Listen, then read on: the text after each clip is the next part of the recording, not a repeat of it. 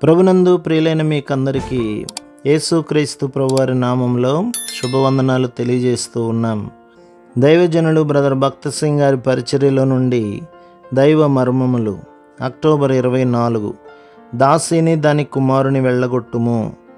దాసి కుమారుడు స్వతంత్రురాలి కుమారునితో పాటు వారసుడై ఉండడు. గలతీ పత్రిక 4:30.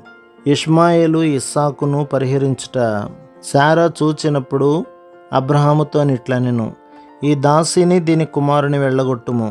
ఈ దాసి కుమారుడు నా కుమారుడైన ఇస్సాకుతో వారసుడై ఉండడు. ఇది అబ్రహామునకు దుఃఖం కలిగించెను. ఇష్మాయేలు ఎడల అతడు కలిగి ఉన్న సహజ మక్కువను బట్టి ఈ మాటలు అబ్రహామును గాయపరిచి బాధ కలిగించెను. అప్పుడు దేవుడు 8వ పర్యాయం అతనికి ప్రత్యక్షమైను. ఆదికాండం 21:10 అబ్రహాము మానవ మక్కువచే నడిపించబడుట చూచుచున్నాము. స్వయముగా కఠిన పాఠమును నేర్చుకొనిన శారా ఇట్లనెను, ఈ దాసిని దీని కుమారుని వెళ్ళగొట్టుము. క్రైస్తవులుగా పిలువబడు వారందరూ తేజోవాసులైన పరిశుద్ధుల స్వాస్థ్యములో పాలు పొందలేరు.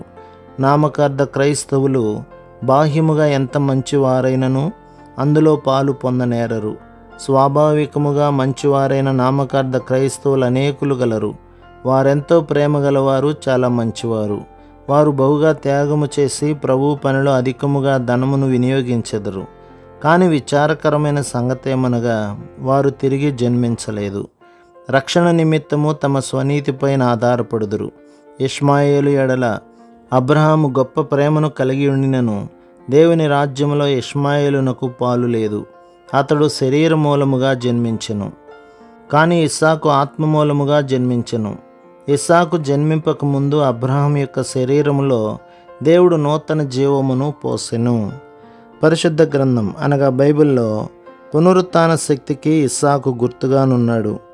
పునరుత్థాన శక్తిని అనుభవం ద్వారా పొందని ఎడల దేవుని రాజ్యంలో మనకు పాలు ఉండనే ఉండదు. నీవు ఏ గుంపుకు చెందినవాడవో నిశ్చయం చేసుకునుము. ఇష్మాయేలు గుంపుక లేక ఇస్సాకు గుంపుక?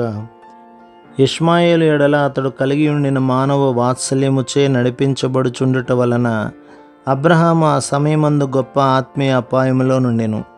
కనుక దేవుడు అతనికి ప్రత్యక్షమై అతని భార్య చెప్పినది చాలా ముఖ్యమైనదనియు ఆమె చెప్పినదంతయు వినుమనియు అతనితో చెప్పెను. ప్రభు మిమ్మును, మీ కుటుంబమును, మీ సంఘమును దీవించి ఆశీర్వదించునుగాక. ఆమేన్.